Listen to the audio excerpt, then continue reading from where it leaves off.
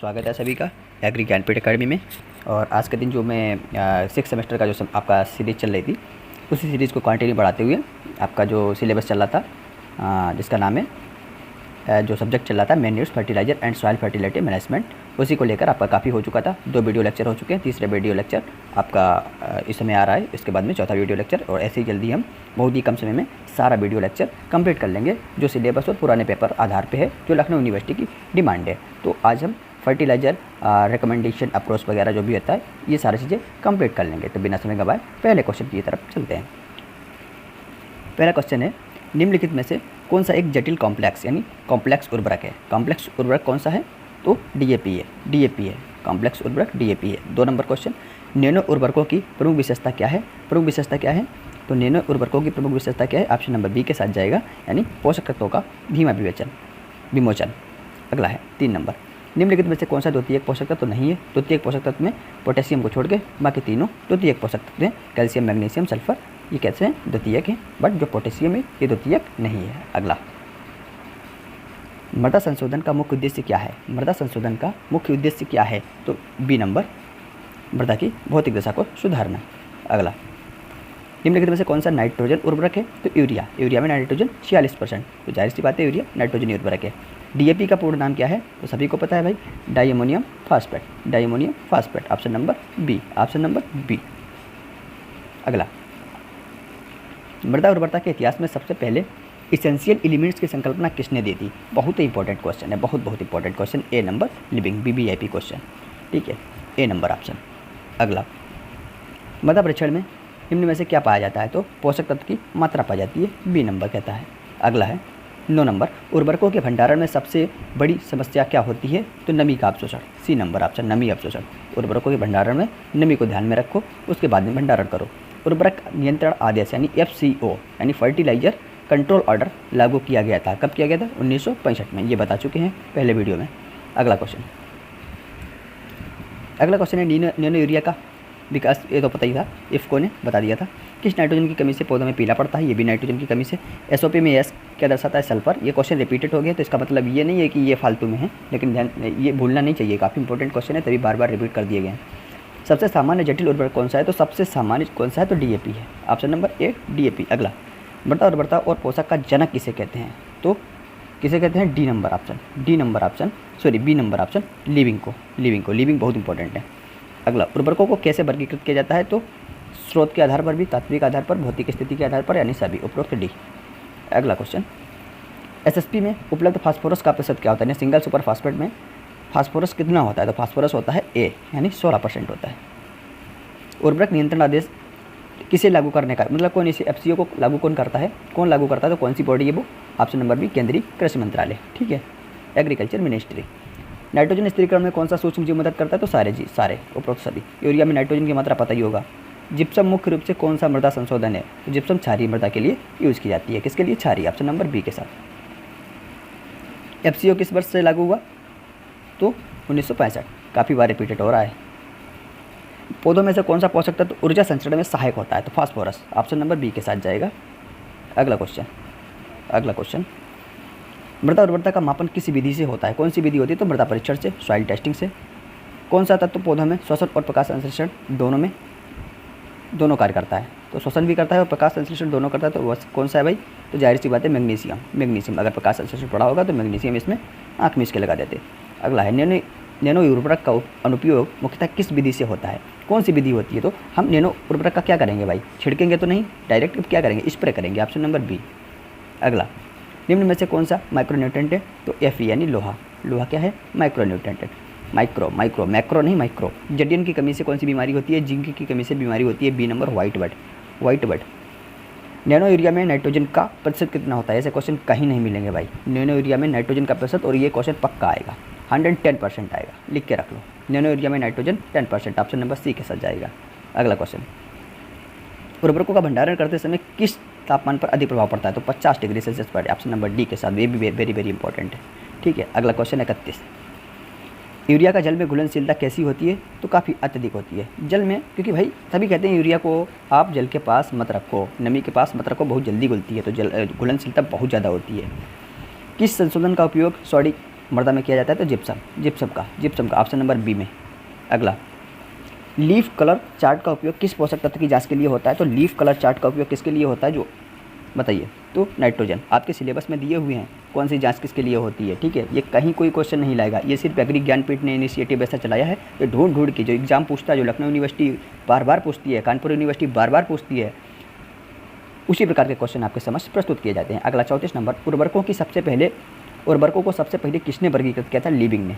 अगला, उर्वरकों का उपयोग दस्ता बढ़ाने हेतु किस तकनीक का उपयोग करते हैं? तो कौन सी भैया वो तकनीक है? वो स्प्लिट एप्लीकेशन है, स्प्लिट एप्लीकेशन। अगला, पीके फर्टिलाइजेशन से मुख्य रूप से कौन सा क्रियाकलाप प्रभावित होते हैं? क्रियाशीलता नहीं, क्रियाकलाप। तो सभी, root development, leaf area, flowering, यानी सभी।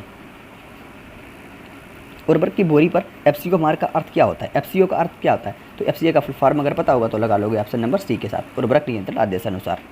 अगला, लिक्विड फर्टिलाइजर मुख्यतः किस रूप में प्रयोग होता है? तो लिक्विड फर्टिलाइजर स्प्रे। भाई कोई भी चीज़ लिक्विड है, स्प्रे मतलब जलीय अवस्था में है तो क्या करोगे भाई? स्प्रे करोगे ना, जैसे परफ्यूम का स्प्रे करते हो। पौधों में जड़ विकास के लिए कौन सा पोषक तत्व मुख्य होता है? तो कौन सा होता है? Option number B, phosphorus. जड़ों के लिए बहुत इंपॉर्टेंट फास्फोरस होता है। एसिडिक सॉइल में सुधार के लिए कौन सा संशोधन प्रयोग होता है? तो क्या होता है भाई? लाइम। एसिडिक के लिए लाइम। अगला, एसएसपी में मुख्यतः कौन से दो तत्व होते हैं? तो एसएसपी में कौन से होते हैं भाई? तो ऑप्शन नंबर सी क्या है आपका? पी और एच, यानी फास्फोरस और सल्फर। अगला, डीएपी में P2O5 का परसेंट कितना होता है? भाई आपको बहुत सारी एक टेबल दे दी जाएगी कि इतना होता है, लेकिन मेरी बात मानो, डीएपी में P2O5 ऐसे ही क्वेश्चन सबसे इंपॉर्टेंट होते हैं। वैसे आपको सिंगल सुपर फास्फेट में कितना सल्फर होता है, कितना फास्फोरस होता है, बहुत सारे क्वेश्चन, हजारों क्वेश्चन ऐसे बनेंगे। लेकिन जो इंपॉर्टेंट है, जो CSG में पूछता है, वो कौन देगा? वो एग्री ज्ञानपीठ देगा। तो ऑप्शन नंबर कैसे? सी के साथ जाओ। 46% डीएपी में P2O5 होता है, जो बहुत ही इंपॉर्टेंट है। वही प्लांट एनालिसिस में कौन सा अंग सर्वाधिक विश्लेषण हेतु उपयुक्त होता है? तो सी। प्लांट का विश्लेषण करोगे तो पत्ती की ही जांच करोगे ना, पत्ती से ही काफ़ी चीज़ों का अनुमान लगाओगे ना। अगला क्वेश्चन, कंट्रोल्ड रिलीज फर्टिलाइजर का उद्देश्य क्या है? कंट्रोल्ड रिलीज फर्टिलाइजर, पहले प्रश्न को समझो। क्वेश्चन नंबर 44 का ऑप्शन नंबर सी के साथ जाएगा। पोषक तत्वों का धीरे धीरे विमोचन, उसी को कंट्रोल्ड रिलीज फर्टिलाइजर कहते हैं। अगला, पोटेशियम की कमी से पत्तियों में क्या लक्षण दिखाई देते हैं? तो edge burning, option number A, edge burning. अगला, फोलियर एप्लीकेशन किसका एक उदाहरण? तो फोलियर एप्लीकेशन किसका एक उदाहरण है? ऑप्शन नंबर सी क्या है? पत्तियों पर छिड़काव, यानी फोलियर मतलब पत्तियों पर। देखो पत्तियों पर जो भी हम छिड़काव करते हैं, फसल जैसे ही मान लीजिएगा ये फसल है और ये इसकी पत्तियां हैं, तो फोलियर स्प्रे क्या करेगा? ऊपर करेगा ना, ऊपर करेगा, ठीक है, नीचे तो करेगा नहीं, ऊपर करेगा। तो फोलियर स्प्रे पत्तियों पर छिड़काव। अगला, इफ्को का हेडक्वार्टर कहाँ है? मुख्यालय कहाँ है भाव? मुख्यालय कहाँ है भाई? तो दिल्ली में। ऑप्शन नंबर ए क्या है? दिल्ली। अगला क्वेश्चन, उर्वरकों की कटौती के लिए कौन सी नीति बनाई गई है? तो नीम कोटिंग। भाई नीम कोटिंग क्या है? यूरिया है, नीम कोटिंग कर दी गई। अब आप मिलावट नहीं कर सकते हो, ठीक है। मिलावट पहले बहुत मिलावट होती थी, करो मिलावट, अब तो नीम कोटिंग आ रही है। एसएसपी का पीएच कितना होता है? एसएसपी का पीएच कितना होता है? 3 से 4। एसएसपी मतलब सिंगल सुपर फास्फेट। किस संशोधन का उपयोग अम्लीय मृदा को सुधारने के लिए किया जाता है? तो अम्लीय मृदा को सुधारने के लिए भाई लाइम का उपयोग किया जाता है, यानी चूने का उपयोग किया जाता है। क्या नंबर क्वेश्चन आ गया है आपका? उर्वरक एफसीओ यानी उर्वरक नियंत्रण आदेश यानी फर्टिलाइजर कंट्रोल ऑर्डर के तहत कौन सा उर्वरक प्रतिबंधित है? तो कौन सा है? तो यूरिया प्रतिबंधित है। ऑप्शन नंबर ए हो जाएगा भाई। अगला है, नाइट्रोजन की कमी से कौन सा लक्षण होता है? कौन सा लक्षण होता है? नाइट्रोजन नहीं होगा तो भाई पत्तियों का रंग कैसा होगा? येलो, पीला। अगला, उर्वरक का स्थायी रूप से प्रभावी रहने का समय क्या कहलाता है? प्रभावी रहने का समय क्या कहलाता है? ऑप्शन नंबर बी क्या है? तो रेसिडुअल इफेक्ट। किस उर्वरक को सूखा यूरिया कहा जाता है? किसने भाई, कौन बताएगा ऐसे क्वेश्चन? सूखा यूरिया क्या होता है? तो यूरिया आपने खूब पढ़ा होगा, लेकिन ये पहली बार सुन रहे हो सूखा यूरिया कहा जाता है। ऐसे ही क्वेश्चन आजकल इनोवेटिव क्वेश्चन पूछे जा रहे हैं। अगला क्वेश्चन, कौन सा उर्वरक चिन्हित करता है कि वह नीम लेपित है? बताओ, नीम कोटेड यूरिया है या खाद है कि नहीं है, उसको कौन चिन्हित करता है? तो उसको ऑर्गेनिक यानी जैविक चीज़ें, ऑर्गेनिक। ऑप्शन नंबर बी के साथ। अगला क्वेश्चन, फर्टिलाइजर यूज इफिशियंसी का मुख्य उद्देश्य क्या है? तो शब्द के, अगर आपको शब्द का समझ आ रहा है, तोड़ दोगे तो समझ जाओगे। तो ऑप्शन नंबर सी क्या है? पोषक तत्वों का विवेकपूर्ण उपयोग। अगला, जलवायु परिवर्तन के कारण किस पोषक तत्व की उपलब्धता प्रभावित होती है? बताओ, नाइट्रोजन। ऐसे करंट के क्वेश्चन होते हैं, करंट के, कोई भी एंगल नहीं छोड़ा है। अगला क्वेश्चन, उर्वरक की बोरी पर एनपीके का क्या अर्थ होता है? किसको नहीं पता भाई? Nitrogen, phosphorus, potassium. किस उर्वरक में सल्फर और पोटेशियम की मिश्रित मात्रा, देखो जो क्वेश्चन आपको आते हैं मुझे लगता है उनको छोड़ देना चाहिए, जिन क्वेश्चन में बताने की ज़रूरत नहीं है। बिना समय गवाए हमें व्यूज़ और अपने घंटे नहीं यहाँ पे दिखाना है कि आप हमारे व्यूज़ और वो घंटे बढ़ाइएगा, बिल्कुल नहीं, ठीक है। समय नहीं खाना है आपका, मुझे 15 से 20 मिनट में आपको 100-150 क्वेश्चन कराने हैं और उसके साथ साथ काफ़ी चीज़ें बतानी भी हैं, तभी थोड़ी स्पीड फास्ट हो सकती है। और मेरे वीडियो 2 की स्पीड में कतई देखने का प्रयास मत करना, ठीक है, क्योंकि जितना आप 2 की स्पीड वाले वीडियो 50 वीडियो देखेंगे उतना हमारे 4 वीडियो देख लेंगे, आपका कल्याण ही नहीं बल्कि महाकल्याण हो जाएगा। तो मित्रों 59 क्वेश्चन क्या है, किस उर्वरक में सल्फर और पोटेशियम की मिश्रित मात्रा होती है? तो ऑप्शन नंबर डी क्या है, पोटेशियम सल्फेट। अगला क्वेश्चन, उर्वरक के लिए कौन सी तकनीक सबसे अधिक प्रभावी मानी जाती है? तो उर्वरक के लिए छिड़काव पद्धति, छिड़कने से सबसे प्रभावी। अगला, हरी खाद किसे कहा जाता है? तो हरी खाद की परिभाषा क्या है? ऐसे पौधे जो मिट्टी में जोड़े जाते हैं, काटे जाते हैं, कुछ भी कह सकते हो। पोटेशियम का पौधों में प्रमुख कार्य क्या है? तो पोटेशियम का कार्य क्या है भाई?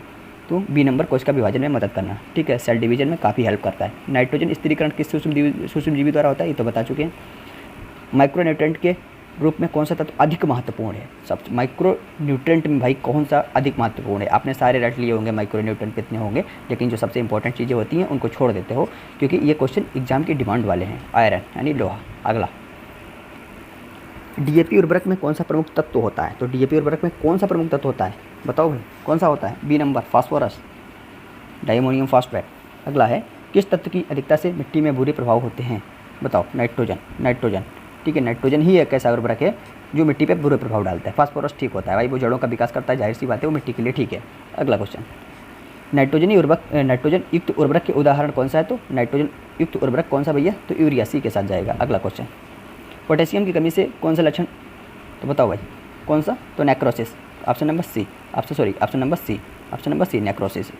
अगला, पौधे में सल्फर का मुख्य कार्य क्या है? तो सल्फर का मुख्य कार्य क्या होता है भाई? ये एंजाइमों के साथ चलता है, सल्फर एंजाइमों का, बी एंजाइमों का कार्य करता है। अगला, उर्वरकों में पोषक तत्वों की प्रभावशीलता का माप कौन करता है भाई? ऑप्शन नंबर ए क्या है? Fertilizer efficiency. अगला 71 नंबर, उर्वरक का नीम कोटिंग का उद्देश्य क्या है? तो उपरोक्त सभी, मतलब उर्वरक उसकी सेल्फ लाइफ भी बढ़ेगी, जाहिर सी बात है, उसको पोषक तत्वों को स्थिर करेगा, बिल्कुल भाई, पोषक तत्व होते हैं वो उसमें घुस जाते हैं, ठीक है, बिछड़े नहीं रहते हैं, मतलब स्टेबल हो जाते हैं। अगला है, उर्वरक के उपयोग में कुशलता, भाई कुशलता तो बढ़ेगी।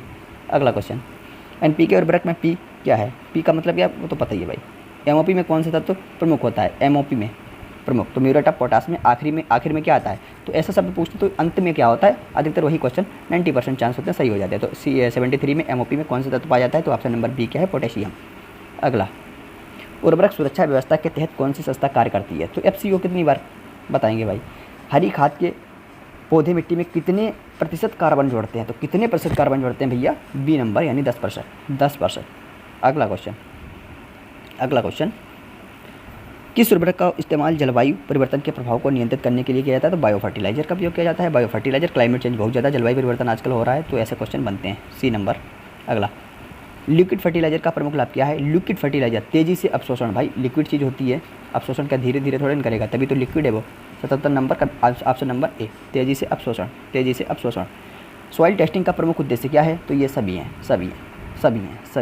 अगला क्वेश्चन, क्या है सभी? पोषक तत्वों की कमी और अधिकता का पता लगाना, उर्वरकों की खपत में सुधार, मिट्टी के पीएच का परीक्षण करना, यानी डी नंबर ऑप्शन सभी। अगला क्वेश्चन, नाइट्रोजन की कमी के कारण किस प्रकार के लक्षण दिखाई देते हैं? पत्तियों का पीला, कितनी बार पढ़ोगे? नैनो उर्वरक के बारे में कौन सा कथन सही है? ऐसे क्वेश्चन कहीं नहीं मिलेंगे। ऐसे क्वेश्चन बनाने में बहुत ताकत लगती है, बहुत मेहनत लगती है, बहुत रिसर्च खोजबीन करनी पड़ती है, पुराने पेपर का ढंग से अध्ययन करना पड़ता है, सिलेबस के साथ चलना होता है, एग्जाम यूनिवर्सिटी के साथ चलना होता है, सेमेस्टर एग्जाम को ध्यान देना होता है, सिलेबस को बारीकी से तोड़कर आपके समक्ष प्रस्तुत किया जाता है। तो 80 नंबर क्वेश्चन क्या है? उपरोक्त सभी, यानी समझ लो इसको। नैनो उर्वरक के बारे में कौन सा कथन सही है? पहली बात तो कभी कभी देता है कौन सा कथन सही नहीं है, तो नहीं पे गोला खींच देना कि पूछा है नहीं है, वरना तुम सही है समझ के लगा दो। तो यह पारंपरिक उर्वरकों की तुलना में अधिक प्रभावी होते हैं, इनका उपयोग पौधों के लिए सुरक्षा प्रदान करता है, यह पर्यावरण को नुकसान नहीं पहुंचाते हैं। अगला, कौन सा तत्व पौधों में श्वसन और प्रकाश संश्लेषण में सहायक होता है? तो एमजी। आपको हर तरीके से तैयार कर दूंगा, चाहे कठिन पेपर आ जाए, इजी आ जाए, जैसा भी आ जाए, लेकिन एग्री ज्ञानपीठ के बाहर से नहीं आएगा। उर्वरक की अधिक खपत से कौन सा पर्यावरणीय प्रभाव हो सकता है? तो उपरोक्त सभी, यानी मिट्टी की अम्लता में वृद्धि, जल प्रदूषण, हवा में गैसों का उत्सर्जन। अगला क्वेश्चन, किस उर्वरक में सबसे ज़्यादा पोटेशियम होता है? तो पोटेशियम क्लोराइड में पोटेशियम, ऑप्शन नंबर ए। 84 नंबर, नाइट्रोजन के बारे में निम्नलिखित में से कौन सा कथन सही है? तो नाइट्रोजन के बारे में कौन सा कथन सही है? Option number B. क्या है, यह अधिकांश रूप में मृदा में नाइट्रेट के रूप में पाया जाता है। पहला ऑप्शन दिया है, यह मुख्य रूप से मृदा के वायुमंडलीय भाग से आता है। अरे भाई कहाँ से आएगा। यह केवल पौधों में प्रोटीन, अरे ये तो भाई महाग झूठ है। यह मिट्टी की अम्लीयता को बढ़ाता है, अभी तो पढ़ रहे होते। अगला क्वेश्चन, उर्वरक की किफ़ायती खपत का मुख्य उद्देश्य क्या है, तो उपरोक्त सभी डी नंबर ऑप्शन। अगला क्वेश्चन, सोलर आधारित उर्वरक क्या होते हैं, तो सोलर आधारित उर्वरक क्या होते हैं, नैनो उर्वरक सॉरी ऑप्शन नंबर सी है, नैनो उर्वरक। सॉइल हेल्थ कार्ड का उद्देश्य क्या है, तो सॉइल हेल्थ कार्ड का उद्देश्य मिट्टी के स्वास्थ्य के बारे में जानकारी प्रदान करना। ठीक है, मिट्टी के स्वास्थ्य के बारे में जानकारी प्रदान करना। पोटेशियम की कमी से कौन सा लक्षण होता है, तो पत्तियों पर भूरे धब्बा ऑप्शन नंबर डी की तरफ जाएगा। अगला क्वेश्चन क्या है भाई, 89 नंबर, किस उर्वरक में सल्फर और पोटेशियम की अधिक मात्रा होती है, तो पोटेशियम सल्फेट में। किसमें भाई, पोटेशियम सल्फेट ऑप्शन नंबर ए। अगला क्वेश्चन, हरी खाद का एक उदाहरण क्या है, तो भाई सोयाबीन हरी खाद का। देखो ये कंफ्यूज करने वाली है आपको। सबसे पहले आप सोचोगे मूंग होगी, ठीक है, लेकिन भाई ज़्यादा पढ़ोगे तो फंसोगे, स्मार्ट पढ़ोगे तो कतई नहीं फंसोगे।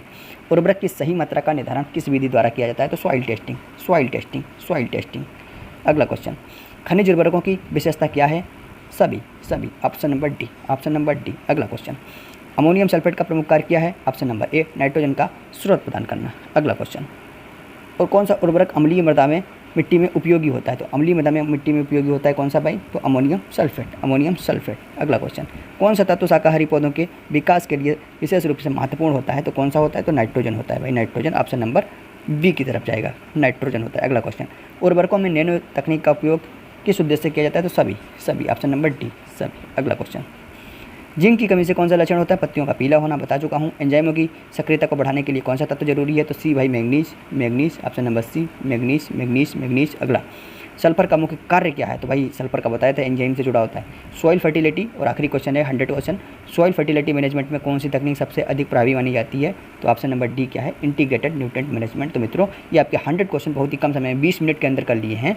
और तो अगर आपको PDF लेना है तो आप मेरे टेलीग्राम चैनल से जुड़ सकते हैं। हाय हेलो व्हाट्सअप मैसेज पे भेज सकते हैं। व्हाट्सअप मेरा 7388822961 पे कॉल या व्हाट्सअप कर सकते हैं। तुरंत आपको टेलीग्राम पे जोड़ दिया जाएगा। कहीं भटकने की ज़रूरत नहीं है, कहीं ज़्यादा कंटेंट इकट्ठा करने की ज़रूरत नहीं है। केवल एग्री ज्ञानपीठ पर अगर आप आ गए हो तो आपको कहीं भागने की ज़रूरत नहीं है। ये मेरा वादा है।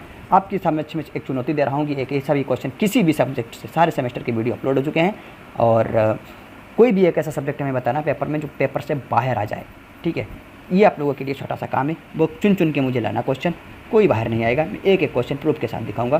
तो मित्रों कहीं भी भटकने की ज़्यादा ज़रूरत नहीं है। आप मेरे टेलीग्राम चैनल को ज्वाइन करते रहिएगा और वहाँ से PDF ले लीजिएगा और एक बार वीडियो देख लीजिएगा, उसके बाद में PDF को पढ़ते रहिएगा। ठीक है, वैसे अगर 2-3 बार वीडियो देखेंगे तो काफ़ी ज़्यादा क्लियरेंस आपको आएगा, और क्योंकि वीडियो से दिमाग में ज़्यादा फिट होता है। वीडियो से देखेंगे तो कभी कन्फ्यूजन ज़्यादा नहीं रहता है। PDF से क्या होता है कि आपको पढ़ना पड़ता है, लेकिन अब ज़्यादा पढ़ने का समय नहीं है। ठीक है, अगर कोई इसी तरीके से पढ़ा दे तो बेटर कर सकते हो। तो मित्रों फिर मिलता हूँ नेक्स्ट वीडियो के साथ, और आपका जो इसी तरीके से 4-5 वीडियो और आएंगे 100 क्वेश्चन के, तो इतना भरपूर करा दूंगा कि आप परेशान हो जाएंगे भाई, परेशान हो जाए, कहीं इतना नहीं पढ़ेंगे। और ये क्वेश्चन ही नहीं बल्कि आपके भावी एग्जाम में आने वाली तैयारी भी आपकी पुख्ता करेंगे। तो मित्रों फिर मिलता हूँ नेक्स्ट वीडियो के साथ। तब तक के लिए मुस्कुराते रहिएगा, हंसते रहिएगा। Take care, bye bye.